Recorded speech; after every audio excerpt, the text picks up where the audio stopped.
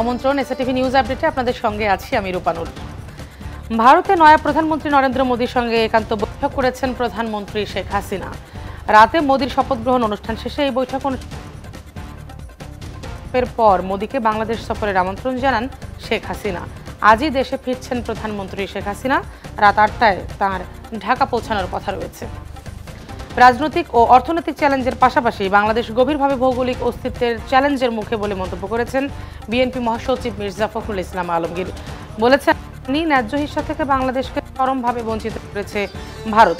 ডিআরইউতে কৃষক দলের আলোচনা তিনি বলেন, নতজানু সরকার প্রতিবেশী দেশের বিরুদ্ধে কিছু বলতে কাজ। প্রতিষ্ঠা বার্ষিকীতে সকল নিবন্ধিত রাজনৈতিক দলকে আমন্ত্রণ জানাবে আওয়ামী লীগ, জানিয়েছেন দলের সাধারণ সম্পাদক ওবায়দুল কাদের।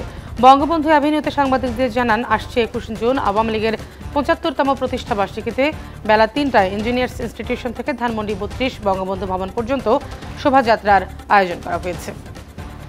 জাতীয় পরিচয়পত্র জালিয়াতি হওয়ায় কমিশন প্রশ্নবিদ্ধ হচ্ছে বলে মন্তব্য করেছেন প্রধান নির্বাচন কমিশনার কাজী হাবিবুল আওয়াল।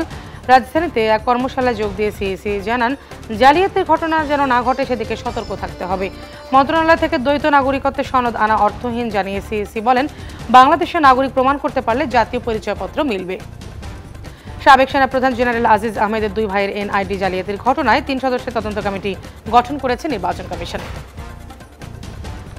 ঢাকা ওয়াসা বোর্ডের বিরুদ্ধে সংস্থাটির ডিএমডি ডক্টর সৈয়দ গোলাম মোহাম্মদ ইয়াজদানির চুক্তিভিত্তিক নিয়োগ বাতিলের সিদ্ধান্তকে অবৈধ ও বাতিল ঘোষণা করেছেন হাইকোর্ট। একই সঙ্গে তাকে স্বপদে বহাল ছাড়াও যাবতীয় পাওনা পরিশোধ করতে বলেছেন আদালত। এবার থাকছে দেশে বাইরের খবর। কলকাতার নিউ টাউনের সঞ্জীভা আবাসনের সেপটিক ট্যাঙ্ক থেকে উদ্ধার হওয়া মাংসের টুকরাগুলো মানুষের বলে নিশ্চিত হওয়া গেছে। কলকাতার ফরেনসিক বিভাগ এ তথ্য জানিয়েছে। তবে ডিএনএ পরীক্ষার পর জানা যাবে মাংসগুলো এমপি আনারের কিনা। ফের কানাডায় খুন ভারতীয় বংশোদ্ভূত যুবক। গুলিবিদ্ধ অবস্থায় ওই যুবককে উদ্ধার করেছে পুলিশ। ঘটনাটি ঘটেছে কানাডার সারেতে। মৃত যুবকের নাম যুবরাজ গয়াল। পাঞ্জাবের লুধিয়ানার বাসিন্দা যুবরাজ ২০১৯ সালে স্টুডেন্ট ভিসা নিয়ে কানাডায় যান। পড়াশোনা শেষে সেলস এক্সিকিউটিভ হিসেবে কাজ শুরু করেন। ফ্রান্সের প্রেসিডেন্ট ইমানুয়েল ম্যাক্রো আগামী জাতীয় নির্বাচনের ঘোষণা দিয়েছেন। ইউরোপীয় পার্লামেন্ট নির্বাচনে ডানপন্থীদের কাছে ধরাশায়ী হয়ে তিনি এ ঘোষণা দেন। ৩০ জুন পার্লামেন্টের নিম্নকক্ষের ভোট গ্রহণ আর দ্বিতীয় ধাপের ভোট ৭ জুলাই। ইউরোপীয় ইউনিয়নের পার্লামেন্ট এবং অভ্যন্তরীণ নির্বাচনে কাঙ্ক্ষিত ফল অর্জনে ব্যর্থ হওয়ায় পদত্যাগের ঘোষণা দিয়েছেন বেলজিয়ামের প্রধানমন্ত্রী আলেকজান্ডার দ্য ক্রো। এবার মাঠে ময়দানের সংবাদ। টি-20 বিশ্বকাপে আজ নিজেদের দ্বিতীয় ম্যাচ বাংলাদেশের। টাইগারদের এবারের প্রতিপক্ষ দক্ষিণ আফ্রিকা। জয়ের ধারা ধরে রেখে সুপার ৮-এর সমীকরণে আরও এক ধাপ এগিয়ে যেতে চায় নাজমুল শান্তর দল।